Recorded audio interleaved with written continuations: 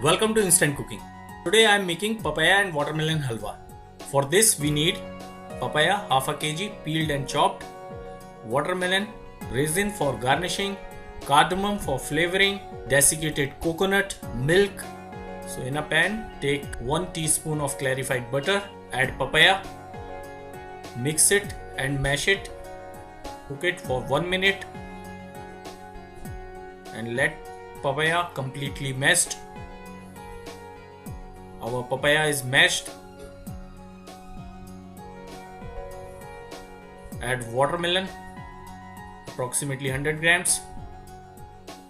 Mix it and cook till extra moisturizer evaporate. Now add half a cup of milk. Mix it and let milk reduce.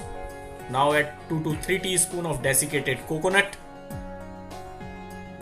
Mix it. Add cardamom, 2 to 3 cardamom. Mix it. Add 1.5 teaspoon of sugar. Add another 2 teaspoon of desiccated coconut and your watermelon and papaya halwa is ready. Thank you.